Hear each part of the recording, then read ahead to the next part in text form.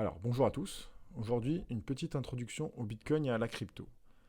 Alors, ça a été créé le 3 janvier 2009, suite à un papier publié quelques mois plus tôt en réponse à la crise financière de 2008.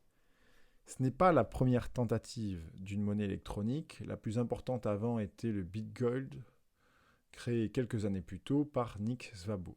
Cette tentative n'a pas fonctionné pour des questions de centralisation. Je vais vous raconter à cet endroit une petite anecdote. Si vous prenez les initiales de Swabo Nick, ça fait SN comme Satoshi Nakamoto. Et dans un message sur un forum, Satoshi Nakamoto avait dit: dans mon adresse publique, c'est marrant, il y a mes initiales. Faisait-il référence à lui-même ou à Nick Swabo? On ne saura jamais. Alors, avant de rentrer dans les explications, je voudrais vous présenter le Bitcoin sous deux angles qui à eux seuls méritent qu'on s'intéresse aux cryptos. Je ne vais pas vous parler d'argent pour commencer, je ne vais pas vous parler de rendement, mais juste de deux choses. Le Bitcoin, c'est le premier moyen de détenir de la monnaie numériquement. Le cash, vous êtes propriétaire de votre monnaie, mais c'est du papier. Une action, ce n'est pas de la monnaie. Et l'argent à la banque n'est pas votre propriété. La banque s'engage juste à vous le rendre. Et si votre banque fait faillite, eh ben ça va être compliqué. Le deuxième point, c'est que c'est un réseau neutre. C'est-à-dire que chaque transaction est traitée de la même manière, peu importe son montant, son émetteur, sa localisation et sa nationalité. Il n'y a pas de tiers de confiance qui peut intervenir au milieu. Personne ne peut venir vous censurer ou vous saisir. C'est le cas par exemple de Wikileaks, qui en 2010-2011, lorsqu'il voulait se financer, avait été par les États-Unis totalement bloqué du réseau bancaire, par PayPal, tout ça. Donc en fait, ils avaient commencé à recevoir du Bitcoin. Et quelques années plus tard, ça avait bien fait rire la communauté à l'époque, je crois que c'était en 2017, pardon. Et ben, il avait fait un tweet en disant, voilà, je remercie les États-Unis de m'avoir banni de tous les systèmes de paiement. Grâce à ça, on a reçu en fait plus de 10 000 bitcoins. Ce qui en fait en 2017 était devenu énorme. Alors, on va rentrer dans des détails un peu plus techniques. Mais rassurez-vous, en fait, on va suivre étape par étape comment il a été défini par son créateur. On va voir les points principaux sans rentrer dans les détails. Par exemple, le système d'eurodatage, le fait de gérer les conflits sur les forks possibles, les probabilités d'un attaquant d'y arriver, tout ça, on va le traiter très succinctement. Le but est de vous faire comprendre l'approche globale et les problématiques qu'il y a derrière. Alors c'est parti. Tout d'abord, il le définit comme un système, et là je cite, de paiement électronique pair à pair. Qu'est-ce que ça veut dire? En fait, les transactions s'effectuent sans intermédiaire de confiance. Quand vous payez en carte bleue, vous faites confiance à Visa ou à Mastercard pour que votre transaction de 20 euros ne soit prélevée que de 20 euros sur votre compte en banque. Il peut très bien y avoir des piratages ou une erreur. Ici, avec ce système, ce n'est pas possible.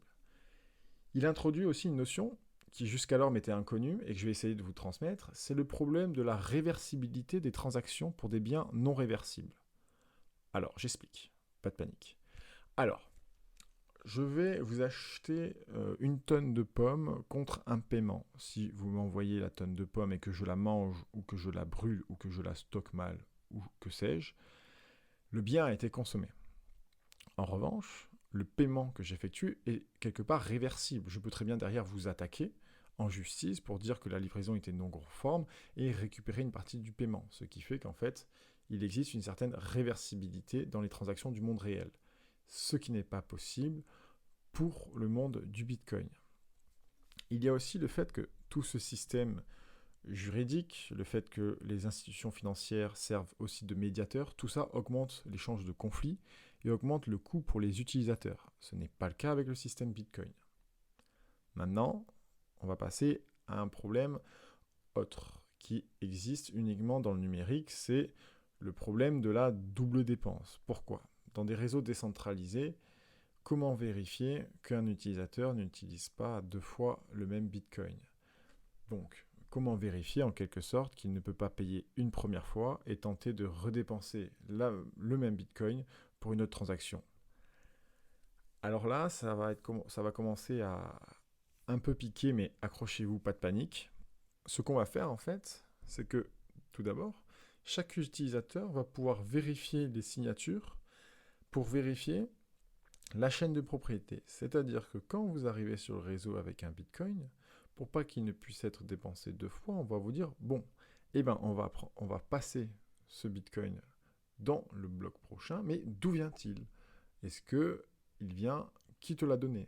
Et ainsi de suite, on peut remonter de bloc en bloc jusqu'à trouver le moment où vous avez reçu le Bitcoin, ce qui prouve son authenticité, ce qui certifie que personne n'arrive de nulle part en disant « Eh, moi j'ai 1 milliard de Bitcoin ». Eh bien non, ça ne marche pas parce que vous seriez bien incapable de prouver d'où vous les avez reçus dans les blocs précédents.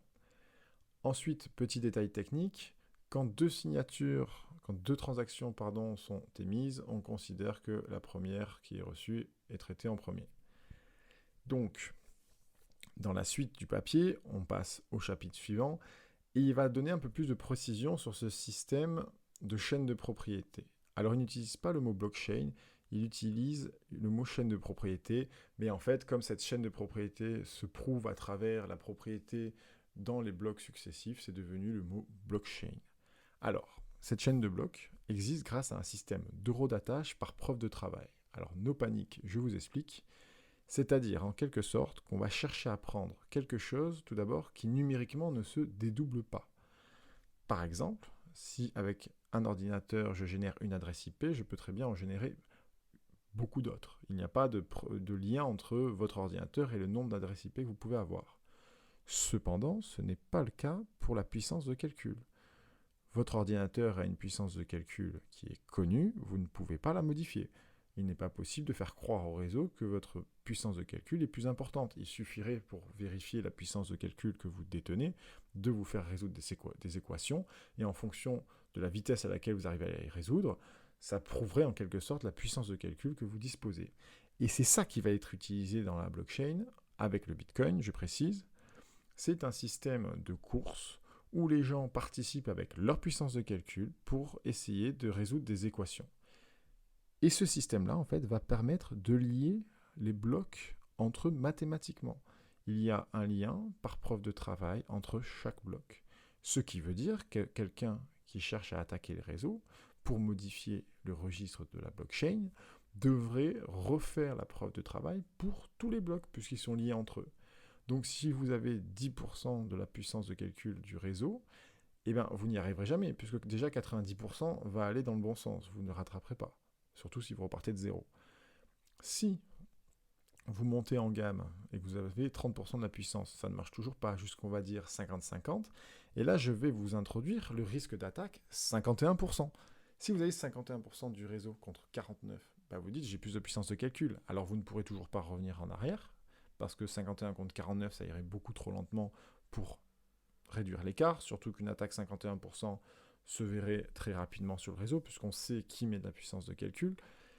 Et donc, avec cette attaque 51%, vous pourriez tenter de double dépenser les bitcoins, c'est-à-dire qu'en gros, faire un bloc avec une transaction et courir ensuite pour modifier ce bloc et essayer de changer le bloc précédent.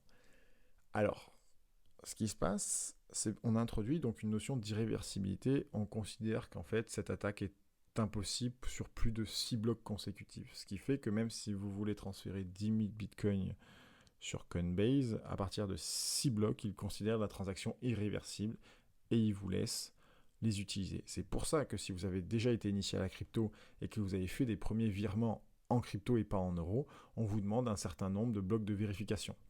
Chaque échange, bien sûr, fait un peu comme il le souhaite. Chaque personne aussi, quand les transactions sont entre personnes. Voilà. Donc maintenant, vous allez me dire, oui, mais s'il y a plus de puissance de calcul, cette équation, cette fameuse course, elle va se résoudre plus vite. Ça va changer donc l'intervalle, ça va changer le fonctionnement de cette blockchain. Et bien c'est pour ça qu'en fait, la difficulté des équations à résoudre va s'ajuster automatiquement en fonction de la puissance sur le réseau. Le but, c'est d'atteindre un objectif d'environ 10 minutes entre deux blocs. Alors, c'est des estimations, des fois ça peut être un peu plus court, un peu plus lent. Je crois que le maximum, en général, ça doit tourner entre 9 et 11 minutes, et parfois ça peut déraper de 2 à 22 minutes, je crois. Je vous invite à aller faire un tour sur un explorateur de blockchain pour voir comment est créé un bloc et les informations qu'il y a dedans. La suite du papier va traiter comment marche une transaction, comment elles sont diffusées. Alors, quand vous faites une transaction, vous les diffusez sur le réseau. Chaque nœud du réseau rassemble les nouvelles transactions dans un bloc, et en parallèle travaille pour trouver cette fameuse preuve de travail, pour résoudre cette fameuse équation, pour gagner la course. Quand un nœud trouve cette fameuse solution, il va donc créer le bloc et le diffuser à tous les autres nœuds. Les nœuds acceptent le bloc si, et seulement si, toutes les transactions sont valides et pas déjà dépensées. Ensuite, les nœuds expriment l'acceptation du bloc et on recommence la course. Et ainsi de suite, depuis l'origine jusqu'à la fin. Maintenant, il faut savoir aussi que l'auteur introduit deux notions en plus, la notion de prime de résultat et la notion de frais de transaction. Alors je vais commencer par la notion des frais de transaction, elle est plus rapide et on passera ensuite à la prime de résultat qui demande une meilleure réflexion. Alors les frais de transaction, en fait, ils sont là pour empêcher le réseau d'être saturé. Si vous voulez saturer un réseau sans frais de transaction, vous émettez sur le réseau une infinité de transactions qui déplacent des millionièmes de centimes, et en fait vous faites tomber le réseau, parce qu'en fait, comme la capacité du réseau est limitée, si vous envoyez une infinité de transactions, il y a un problème. Donc l'auteur dit, on va mettre des frais de transaction. Parce qu'en fait, si chaque transaction a des frais, vous ne pouvez plus attaquer le réseau. Une infinité de transactions qui a un coût, une infinité fois un coût, c'est pas possible de financer ça. Et donc, en fait, les mineurs empochent les frais de transaction, le gagnant de la course empoche les frais, ce qui fait qu'il mettra toujours dans un bloc les transactions avec le plus de frais. Et c'est pour ça qu'on paye des frais sur la blockchain Bitcoin et qu'on paye plus quand le réseau est saturé, parce qu'on veut passer devant les autres. Mais en revanche, oui, ça a un coût, mais ça permet aux utilisateurs honnêtes de pouvoir utiliser le réseau en toutes circonstances. Et ça, c'est super important. Ensuite, il y a une notion qu'il introduit, c'est la prime de résultat. C'est une notion qui est fondamentale sur un réseau. Pourquoi ? Parce que c'est la première fois que le coût du réseau n'est pas porté par les utilisateurs, mais par le réseau lui-même. C'est absolument une révolution. Un système bancaire, ça demande des ingénieurs, ça demande des ordinateurs, ça demande de la sécurité. Tout ça est payé par votre banque qui vous le fait payer d'une manière ou d'une autre. Donc, ici, dans ce réseau, on va donner à chaque personne qui accepte de respecter les règles et qui gagne cette fameuse course, qui écrit le dernier bloc, on va lui donner une récompense. Au début, c'était 50 bitcoins par récompense, et ensuite, tous les 4 ans, on divise de 2 pour terminer vers 0 en 2140. Donc, puis 25. Donc, tout ça, ça permet de gérer la distribution des bitcoins aux participants en plus, donc de gérer l'émission de monnaie, et que, par exemple, il n'y ait pas une entité à l'origine qui ait eu tous les bitcoins et qui dise je les donne à un tel, je donne à un tel et à un tel. Voilà, donc ça, c'est un point qui est très important. Ensuite, quand on continue le papier, il existe des parties sur le détail des transactions avec les input-output, mais on cherche surtout à rester dans la compréhension globale aujourd'hui. Donc, pas de détails sur les probabilités qu'un attaquant y arrive, tout ça, on l'oublie, c'est dans le papier, je vous invite à le lire, et voilà. Autre point important, la blockchain Bitcoin n'est pas anonyme, mais pseudonyme. C'est-à-dire qu'on ne connaît pas votre nom, mais il y a une adresse, et qu'on peut facilement tracer. C'est pour cela qu'on conseille à un utilisateur d'utiliser une nouvelle adresse pour chaque transaction, afin de ne pas être remonté trop facilement. Si X paye Y et X paye Z, si Z sait qui est X, il va voir aussi qu'il a payé Y. Maintenant, si X1 paye Y et X2 paye Z, si Z sait que c'est X2 qui a payé, il ne connaît pas le lien entre X1 et X2. Il n'y a pas de lien. Voilà. Donc maintenant, je vais vous faire une petite conclusion sur vraiment les idées globales qui représentent la blockchain Bitcoin et l'idée Bitcoin. Pourquoi Bitcoin, c'est plus qu'un réseau, c'est aussi une idée.